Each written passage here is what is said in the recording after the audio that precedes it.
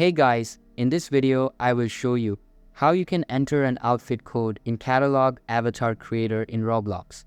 So make sure to watch the video till the very end. And let's begin. So maybe somebody is going to give you an outfit code which you wish to go and use. So all you need to do is head over to the left and go and click on Community Outfits. And then you'll go and see all these sorts of different categories. What you want to do is go and choose one of these categories. For example, most popular. And then in the bottom left you then have the option to go and type in an outfit code. So for example, your friend may given you one or something like that. And if you wish to go and find an outfit code, just go and click on any of outfits. Then click on view and you can see the outfit code. So this one is B6. And then if I want to enter in, I can go and type in B6 and press enter. It will say loading outfit and it will take you straight to it.